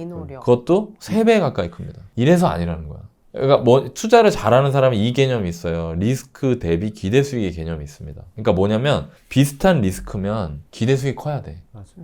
반대로 기대 수익이 비슷하면 리스크가 작아야 돼. 네. 이거를 알아야 된다는 거예요. 여러분들이 이거를 생각보다 되게 모릅니다. 일반적인 분들이. 그리고 마지막으로 강대한님 같은 경우에는 상가에 월세 투자를 하는데 이게 수익이 크잖아요. 이건 반대로 얘기하면은 이게 리스크가 그래서 최악의 수익도 3천만 원으로 제일 크죠. 그렇지만 이것도 리스크 대비 기대 수익 개념을 봤을 때 나쁘지 않다는 거. 물론 이런 게 있어요. 각각의 투자마다의 리스크가 있습니다. 네, 근데 그 리스크를 계량화했을 때 그 리스크가 너무 크다. 3천만 원이 아니고 만약에 예를 들어 상가가 마이너스 1억이야. 손해볼 수 있는 금액이. 그러면 또 이거는 리스크 대비하면 별로란 얘기죠. 그러니까 이런 개념을 여러분들이 생각한 상태에서 투자 대상을 고르시는 게 좋다는 겁니다. 그리고 저는요, 개인적으로 제가 뭐 너바나님 책을 읽고 투자를 해서 당연히 영향을 받았고 저도 제 책에다도 비슷한 내용을 썼는데 적금은 일단 아니잖아요. 적금은 아니에요. 5천만 원 정도 모은 사람한테 적금은 아니야. 최현명님 같은 경우에는 일단 이 책에 나오는데 펀드 이런 게 위험한 게 뭐냐면 일단 내가 하는 게 아니야. 간접 투자죠. 근데 내가 하는 게 아니라는 게 사람들이 이렇게 생각해. 수수료 내야 되잖아. 이렇게 생각하거든. 그건요, 여러분 아주 코딱지만한 위험이고요. 문제는 뭐냐면 내가 내 돈을 집어넣는 걸 내가 고르는 게 아니라 그게 더 최악인 거예요. 그 내용이 여기 책에 나옵니다. 그리고 이 노력군하고 강대한님은 각각 자기 상황에 맞게 이제 투자를 하는 거죠. 다만 저는 개인적으로 제가 투자를 하면서 시간이 지나고 나서 느낀 게 강대한님의 리스크는 마이너스 3천이고 이 노력군은 마이너스 2천이지만 현실에서 시세차익 투자와 상가 투자의 이 리스크를 봤을 때는 상가 투자의 리스크가 일반적 시세차익 투자의 리스크보다 훨씬 크다고 생각합니다. 2배, 3배 되는 것 같아요. 네, 2배, 3배 된다고 생각합니다. 왜? 아파트는 공실이 잘 없어요. 부동산 투자에서 제일 큰 리스크가 공실이거든요. 근데 아파트는 공실이 나도요, 정말 길면 한 6개월 가요. 제가 6개월까지 버텨본 적 있거든요. 6개월 버텼어요? 6개월. 내가 잘못한 거야. 임대를 비싸게 놓으려고 고집 부리다 6개월 갔는데, 근데요, 상가는요, 한 3년, 4년 가도 안 빠집니다. 이게 네. 처음에 안 빠지면 그냥 거의 끝이에요. 쉽지 그러니까 잘못하면. 네, 네. 근데 잘 되면 당연히 있죠. 돈 되죠. 오해하시면 안 됩니다. 상가 투자하면은 돈 절대 못 번다. 이런 말도 안 되는 소리를 하는 게 아니라 일반적인 우리 직장인들 직장 생활을 하면서 투자를 하시는 분들이 검토해야 되는 리스크 체크리스트가 굉장히 많다는 거예요. 이런 투자가. 그러니까 요거를 좀 말씀을 드리고 싶습니다. 그래서 여러분들한테 드리고 싶은 말씀은 뭐냐면 여기 책에는 5천만 원이라고 나와요. 근데 이 책 2014년에 써서 2015년에 나온 책입니다. 그러니까 쉽게 말하면. 그러면 이때 당시에 5천만 원이면 지금으로 치면 한 8천? 뭐 9천? 요 정도 되는 돈이란 말이에요. 이 정도 돈을 가지고 있는데 내가 어디에 투자를 할까 고민이 되시는 분들한테 내가 뭘 해야 될까요? 이 얘기를 하기 위해서 이 부분을 소개를 해드린 거고, 예금은 지금까지는 예금으로 오셨겠죠. 예금은 조금 애매하다. 이제는 투자를 생각을 하셔야 되고, 그 투자에 대한 고민을 할 때 가장 중요한 개념이 리스크 대비 기대 수익의 개념이다. 여러분들이 그걸 알고 투자처를 골라보시면 좋을 것 같습니다. 그런데 지금 너나이님이 얘기해 주셨지만 8천만 원까지는 또 어떻게 모으는지, 그러니까 1억까지는 또 어떻게 모으는지 이런 것도 좀 궁금해 하실 것 같거든요. 어떻게 해야 될 것 같아요? 내가 지금 돈 없는데 8천원 어떻게 하면 갈 수 있을까? 사회초년생 느끼면서 8천은 진짜 큰 돈인데 사실 뭐 이게 뭐 별다른 방법이 있을까요 사실? 저는 그냥 모았던 것 같아요. 계속 저축하고 뭐 이렇게 절약하고 저축하고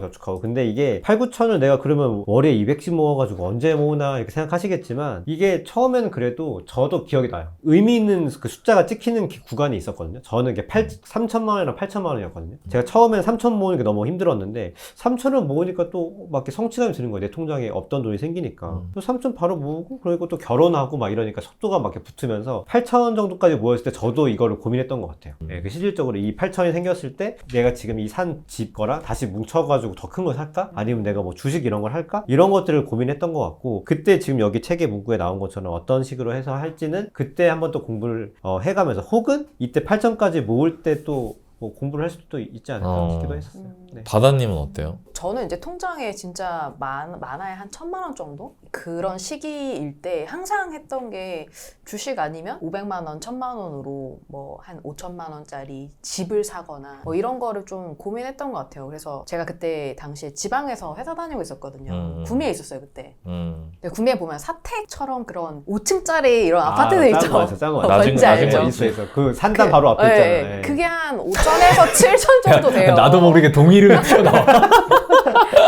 무슨 타운이었어요. 있어. 네. 그래서 거기를 매수를 하려고 막 했었는데 그때 못했는데 결국은 근데 그 아파트가 나중에 반값이 되더라고요. 떨어질 땐 또 무섭게 네. 떨어지지. 그때 안 하게 다행이다 싶으면서도 그냥 모아야겠다라는 생각을 했고 이게 진짜 중요한 얘기다. 네. 저는 그 돈을 잘 못 모아왔었던 시기였기 때문에 통장에 뭔가 3천만 원, 5천만 원을 못 넘기겠는 거예요. 왜냐면 그걸 보면은 자꾸 다른 걸 하니까 그러니까 자꾸 잃는 거를 하니까 여기 5천만 원이 되기 전에 야, 네. 진짜 중요한 네. 얘기 이거. 그래서 저는 1,000만 원이 모이면 제가 모를 수 있게 그러니까 어디 있는지 모르게 그냥 다 분산시켰어요.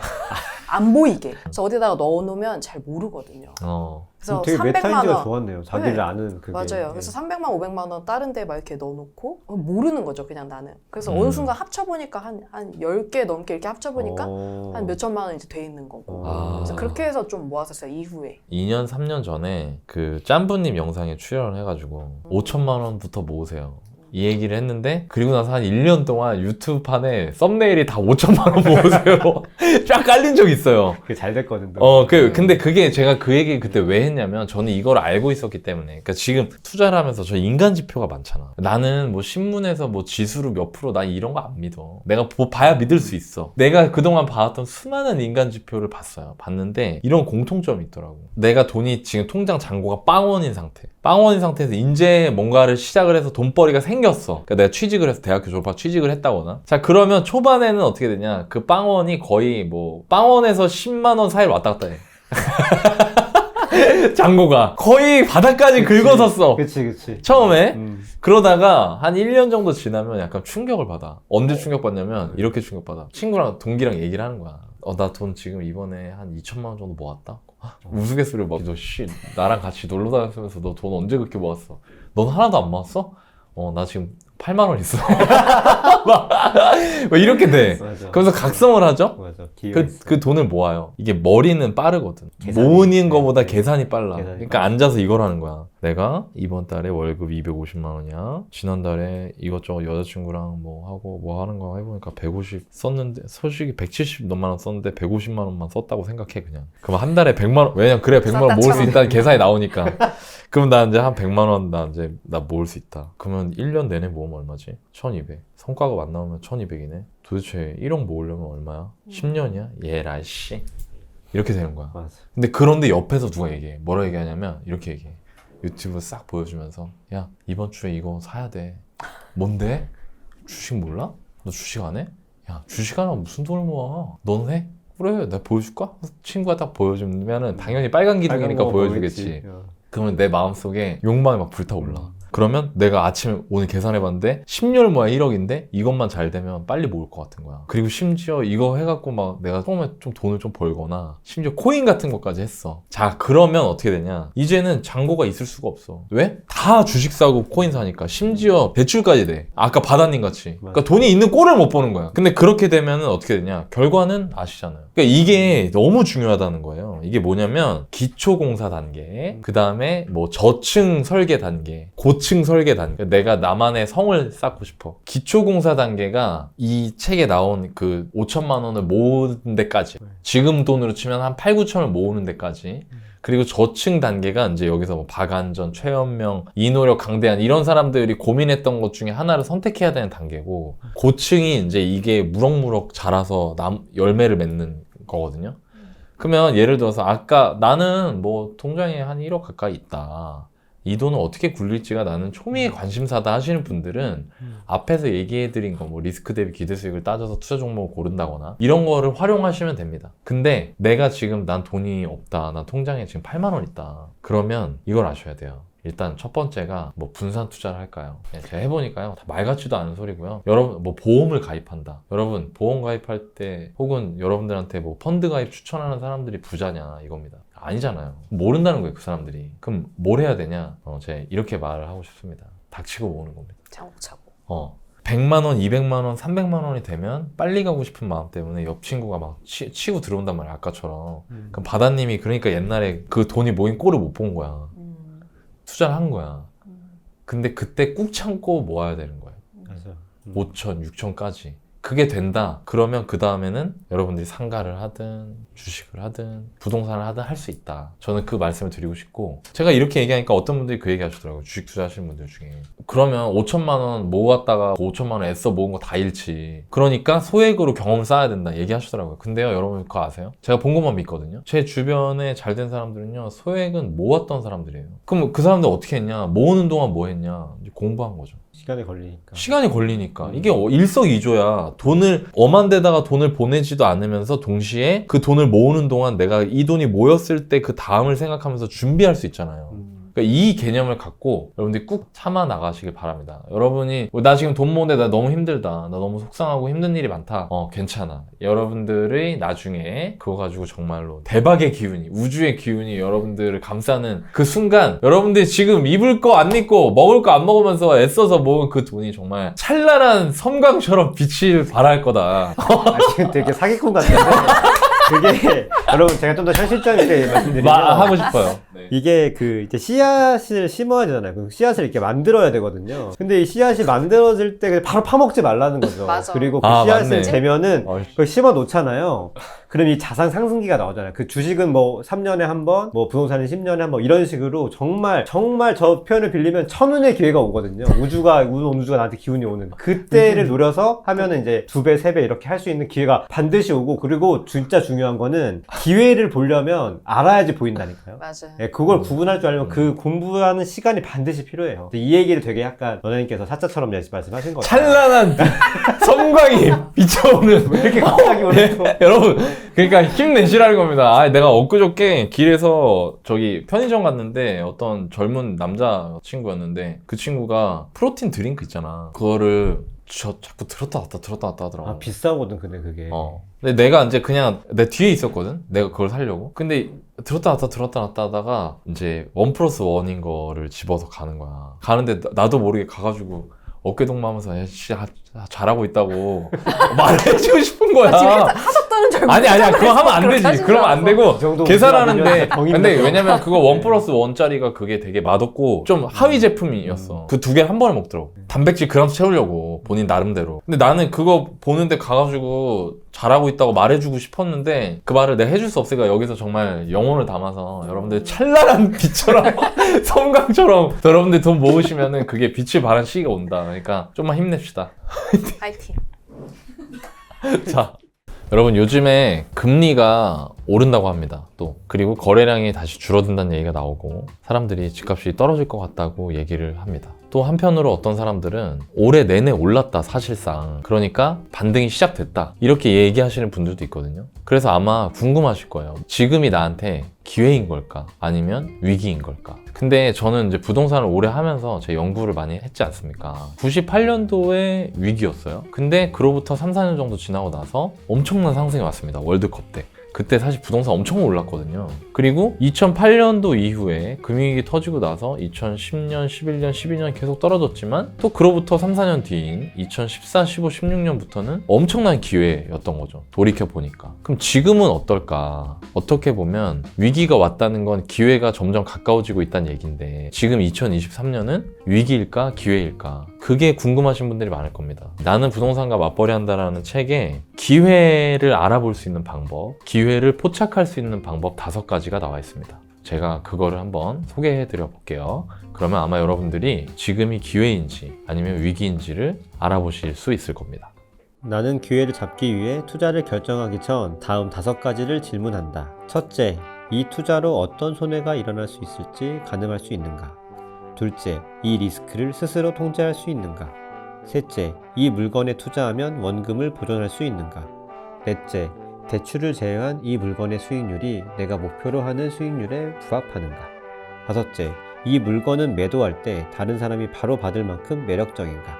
이 5가지 질문에 명확하게 yes라고 대답할 수 있을 때에만 투자를 하는 것이다. 스스로 투자에 대한 확신이 서지 않고 자신이 없다면 좀 더 기다리라. 기다리는 것 또한 기회를 갖는 것이다. 우리의 인생은 1, 2년에 끝나는 것이 아니다. 서둘러서 우연히 수익을 얻을 수도 있겠지만 실패하면 시장을 떠나야 할 수도 있다. 나는 진심으로 여러분 모두가 성공하길 빈다. 이거를 방송에서 얘기할 수 있을지를 몰랐습니다. 저희가 투자하기 전에 이전에도 한번 얘기했었던 것 같아요. 투자에는 원칙과 기준이 있고 이 원칙은 변하지 않는 것이고 그 기준은 시장 상황에 따라서 조금씩 변할 수 있다는 거를 얘기한 적이 있었는데 저희가 이 투자를 하기 전에 이 5가지에 대해서 예스를 할 수 있으면은 거의 대부분 손해를 보는 경우는 거의 없었던 것 같아요. 손해를 볼 수 없을 정도로 되게 탄탄한 원칙이 아닌가라고 생각이 좀 듭니다. 사실 여기 나와 있는 이게 되게 어떻게 보면은 투자를 정말 뭐 공부하시거나 이런 경우가 아니면 깊이 고민해 보신 적은 없지 않을까라고 이 생각이 생각하고 있었어, 들고 지금. 나도. 제가 처음에 막 공부할 때 무슨 생각을 했었냐면 너무 어렵고 돈을 버는 거에 대한 공부를 막 하려고 했지 이런 식의 뭐 공부는 사실 생각을 해본 적은 없었어요. 내가 생각했던 이런 건 식의 이게 공부. 아니었네. 나는 이게 아니라 그냥 뭔가 돈 벌 수 있는 걸 알려준다고 빨리 생각했지. 막 어디 가봐라, 뭐, 네. 막 이런 거. 그지? 근데 실제로 공부를 해보니 이게 진짜 시행착오라는 게 사실 돈이 한두 푼 드는 게 아니잖아요. 내가 실제로 돈을 들여서 뭔가를 투자해서 이거를 사실 깨달으려면 뭐 1억이 들지 몇 억이 들지 사실 알 수 실수는 없는 곧 건데. 죽음이야. 네. 부동산 투자 잘못하면. 근데 이렇게 뭔가 이런 부분들이 진짜 시행착오를 줄여줄 수 있는 말 그대로 약간 공략집에 대한 그런 부분인 것 같아요. 그래서 너무 사실 귀한 그런 구절이라고 생각합니다. 아니, 저는 이거 봤을 때 솔직히 말하면 나 무슨 말인지 하나도 몰랐어요. 어려웠어요. 몰랐어요. 처음에 읽었을 때 이 투자로 어떤 손해가 일어날 수 있는지 가늠할 수 있는가? 아니요. 이 리스크를 스스로 통제할 수 있는가? 어떻게요? 리스크를 세 몰라. 번째, 이 물건에 투자하면 원금을 보존할 수 있는가? 원금이 뭔지도 몰랐던 것 같아요. 원금이요? 제 돈이요? 제 돈 말하는 거예요? 약간 네 번째, 대출을 제외한 이 물건의 수익률은 내가 목표로 하는 수익률에 부합하는가? 전 더 벌고 싶어요. 무한대. 그리고 5번째가 이 물건 매도할 때 다른 사람이 바로 받을 만큼 매력적인가? 그거는 팔아봐야 알겠죠? 막 약간 이런 식인 거야. 어려워 이거. 그래서 제가 여러분들한테 아까 말씀드린 것 같이 기회를 알아보고 지금 내 눈앞에 있는 투자 대상이 이게 기회인가를 포착하는 그거를 좀 간략하게 말씀드리겠습니다. 자, 5개의 항목을 한번 볼게요. 투자로 어떤 손해가 일어날 수 있는지 가늠할 수 있는가? 이거는 일단 위험한 거를 보는 거예요. 그러니까 아래를 보는 거예요? 위를 보는 거예요? 아래. 아래를 보는 거죠. 2번째, 이 리스크 스스로 통제할 수 있는가? 얘도 아래? 얘도 아래를 보는 거죠. 원금 보존할 수 있는가? 얘도 아래를 보는 거지. 자꾸 아래만 중간인가? 보네요. 베스트와 워스트가 있잖아. 내 행동이, 내 선택이라는 거는 내 선택으로 인한 미래가 펼쳐지는데 지금 선택을 2가지를 고민하고 있어. 기회냐? 피할 거냐? 살 거야? 말 거야? 이거잖아요. 그럼 이 행동을 했을 때 펼쳐지는 시나리오가 있을 거잖아. 그거를 판단할 때 지금 3번째 질문까지 다 네가 그 선택을 했을 때 밑으로 꼬꾸라질지 아닐지를 보라는 거예요. 위로 얼마만큼 올라갈 수 있을지를 보라는 거예요. 밑으로 밑으로 꼬꾸라질 수 있는지를 보라는 거죠. 4번째에서 비로소 얼마만큼 벌 수 있을 것 같아가 나오는 거예요. 5번째, 매도할 때 다른 사람이 바로 받을 만큼 매력적인, 이것도 밑을 보라는 거거든 사실. 그렇게 생각하니까 5가지 중에 4가지가 밑을 보는 거네. 세스클라만이 뭐라고 했냐면 이 얘기를 했습니다. 저희 그 얘기 굉장히 많이 와닿았었는데 뭐라고 했냐면 성공하는 투자자는 수익이 아닌 리스크를 먼저 본다. 그리고 그 리스크에 비로소 부합하는 수익이 나올 때 행동한다 라는 명언을 했어요. 여러분들 이 말이 이제 조금 그 말인가? 이런 생각이 드셔야 돼요. 다시 이 5개 질문 중에 4가지가 리스크를 측정하라는 겁니다. 더 쉽게 설명해 볼게요. 내가 이거 샀다 원하지 않는 방향으로 됐을 때 상상해 보라는 겁니다. 투자를 결정하기 전에. 그런데 아무도 그렇게 하지 않아요. 절대 안 하죠. 절대 볼 것만 생각하죠. 근데 만약에 내가 이거 투자했다가 내 생각과 다르게 움직였을 때 어떻게 될까를 생각해 보라는 거예요. 그것만 하면 어떻게 된다? 망하지 않는다는 겁니다. 적어도.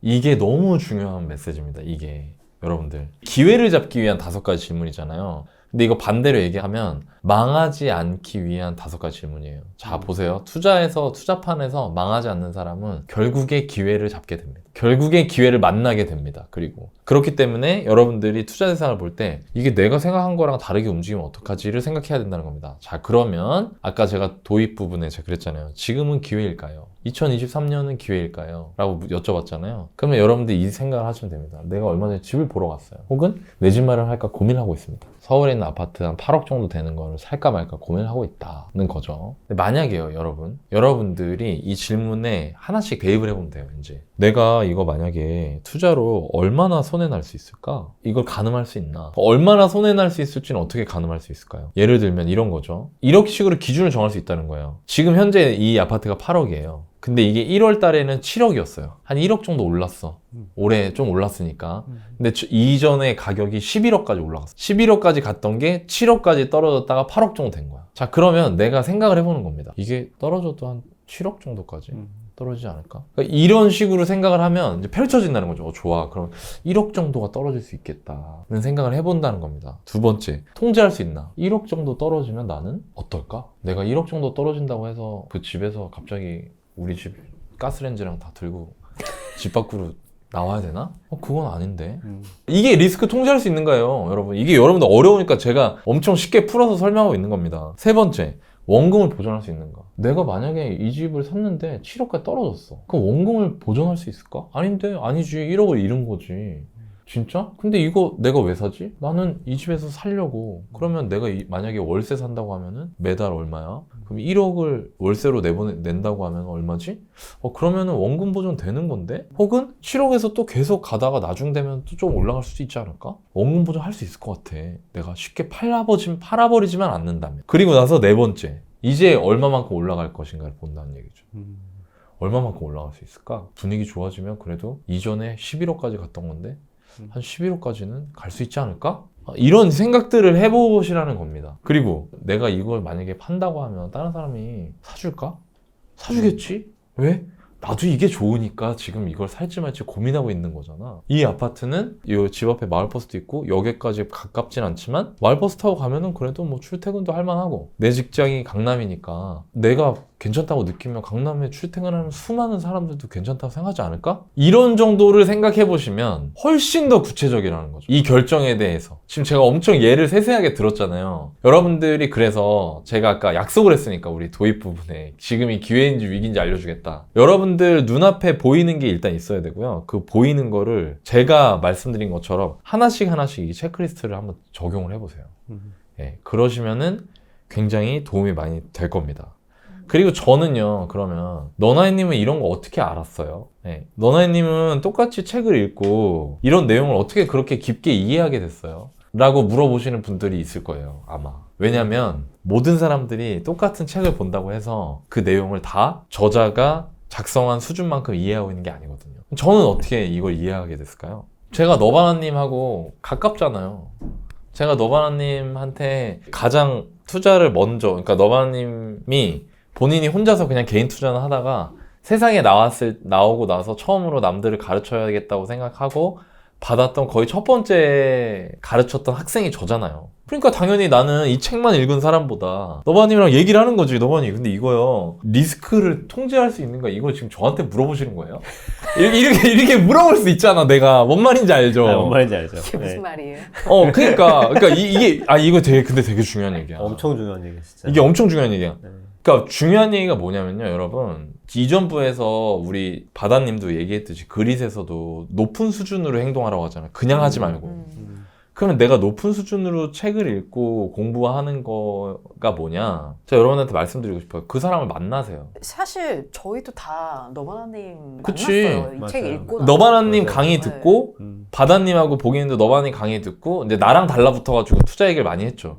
맞아. 결정적일 때 이건 이런 거라고 내가 설명해줬고. 근데 그러니까 남들보다 똑같은 책을 봐도 이해도가 다른 거야. 솔직히 내가 생각하기에 너바나님 이 책이 진짜 엄청 많이 팔렸거든. 그죠. 그때도 베스트셀러였잖아요. 그때 경쟁률 서점에 1등 했어, 깔렸었어요. 2015년에. 부동산 책으로 10만 부 판다는 거는 엄청난 겁니다, 진짜. 근데 되게 웃긴 게 지금 제가 이 책 읽은 분이 10만 분이 넘는다는 얘기예요. 근데 제가 지금 이 문구 5개 해설해드린 것처럼 이해하고 있는 사람이 몇 명이나 되냐 이겁니다. 그러니까 이게 진짜 중요한 게 그러면 어떻게 해야 되냐? 만나시라는 겁니다. 이 사람을 만나라는 거예요. 저자를 만나라. 아니, 너바나님 뭐 유튜브도 안 나오는데 뭐 어떻게 만나요? 그렇게 얘기하실 수 있는데요.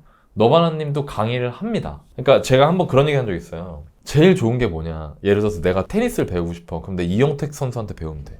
이영택 선수랑 1대1로 치면 돼. 그럼 내가 진짜 빨리 늘어, 내가. 근데 이영택 선수랑 1대1로 치고 싶은 사람 많아요, 적어요. 엄청 많죠.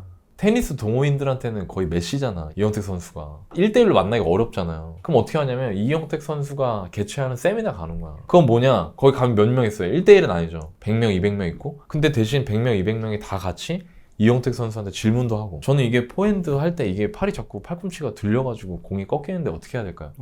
나도 그러는데. 나도 그런데. 나도 그런데? 네. 그리고 저는 스텝 밟을 때 다리가 허약해서 스텝이 꼬이는데 어떻게 할까? 나도. 야, 너도? 내 얘기. 야, 너도? 너도 꼬여? 막 이렇게 되면서 그렇지. 배울 수 있잖아요. 이런 세미나나 강의 같은 거 참여하는 것도 그 사람 만나는 거죠. 그래서 제가 옛날에 이런 얘기 한 적 있어요. 저 사람을 공동구매하는 거야. 내가 나의 여러 명의 같은 사람과. 그래서 여러분들한테 제가 권해드리고 싶은 건 이 책이 정말 이제 쉽게 말하면 그냥 우리나라 직장인 부동산 투자의 교본이고 클래식이에요. 제가 영향을 너무 많이 받은 책이고. 여러분들이 부동산 투자에 관심이 있으시다면 너바나님을 한번 만나보시는 것도 좋은 방법이 될 것 같다. 그런 말씀을 좀 드리고 싶습니다. 바다님은 어땠어요? 이 사실 책이 되게 좋은 점이 그냥 약간 뭐 이렇게 방향을 알려주고 이런 정도가 아니고요. 너 이렇게까지 알려주는데 진짜 안 할 거야? 그지. 너 이제 그거 안 하냐? 왜 보는 거야, 그럼 어. 도대체?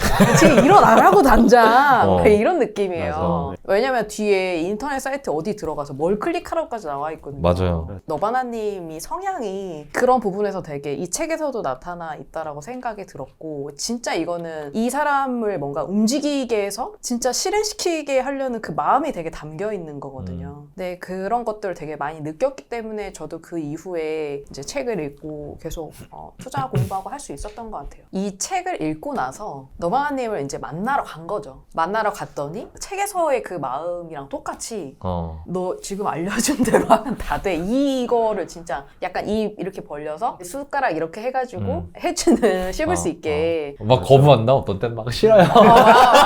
맞아. 너무 생각이 나서 옛날 기억이. 맞아요. 그래서 진짜 도움이 많이 됐고, 제가 열반 17기거든요. 지금은 이제 꽤 시간이 열반이 지났는데, 너바나님 강의 말하는 거죠. 네. 너바나님 강의 그 열반 스쿨이라고 하는데, 열반 스쿨 17기. 17기예요. 제가. 너나이님 몇 기시죠? 저 당연히 일기죠. 제가 왔을 때 너바나님 강의가 없었는데. 네. 저도 샘플인도. 똑같이 했었죠. 저는 이 책 그냥 보면은 사실 이 책이 클래식이고 굉장한 부동산 투자 책이지만 많은 분들이 그러실 것 같은데, 저는 이 책 보면은 그냥 약간 더 약간 감성에 젖는 티지만 네, 감성에 젖는 게 있어요. 이때 그치. 어떤 맞아. 마음으로 저 이거 진짜 많이 봤거든요. 얼마 봤는지 모르겠는데 이걸 읽었을 때 제 옛날 기억이 있고, 그리고 이때 제가 어느 지점에서 이분을 꼭 만나야겠다라는 생각이 들어서 갔는지도 되게 기억이 많이 나요. 그래서 그 너바나님 이렇게 만나러 가게 되면 가끔 이게 1대1로 얘기할 수 있는 기회도 이렇게 생겼었거든요. 네. 그때 막 제가 샀던 그 10억짜리 큰 집이 잘 샀나요? 못 샀나요? 이런 걸 막 물어보면서 되게 두근거렸던 기억도 있고, 저한테는 약간 이게 제 투자 초심을 일으켜주는 책이었고, 이걸로 말미암아 제가 너바나님을 만나고 너나이님을 실제로 볼 수 있었던 그런 기회가 되지 않았나, 그런 계기를 만들어준 책입니다. 이 책을 읽고 너바나님을 뵙고, 그리고 거기서 또 너나이님을 뵀잖아요. 바다님도 만났고. 그래서 그게 저한테 엄청난 기회가 됐듯이, 혹시나 이 영상을 바라보시는 분들께서 이 영상을 보고 그냥 지나치지 마시고, 이 시간들을 기회로 만들 수 있는 방법이 있으니까, 이해하지 못할 5가지 투자 기준이 있잖아요. 이걸 내가 정확하게 알고 싶다라고 하시는 분들은 고정 댓글 남겨놓을 테니까 클릭하셔서 조금 더 상세한 정보 얻으시면 좋을 것 같습니다. 저뿐만 아니라 저도 너바나님 뵙고, 너바나님 뵙기 때문에 또 너나이님 뵙고, 너나이님 같은 또 분을 뵙기 때문에 또 저도 이렇게 투자해서 성과를 냈고, 새벽봉이님 만나서 또 저도 우리 같이 임장 가고 그러면서 그렇죠. 사실 네. 투자했거든요. 그런 기회를 만든 것처럼 여러분도 제가 했던 것들을 하실 수 있는 시기라고 생각해요. 지금 결정한 게 여러분의 3년 뒤를 만들 수 있기 때문에 지금 잘 고민해 보시고 꼭 행동으로 옮기셨으면 좋겠어요. 응원합니다. 여기 문구가 있습니다. 바로 지금이 미래를 바꿀 수 있는 가장 빠른 때이다. 미래를 바꿀 수 정말 있다. 네, 바꿀 수 있는 때입니다. 한번 외치나요? 지금 준비하고 계시는 것 같은데? 아니에요. 잡자 기회.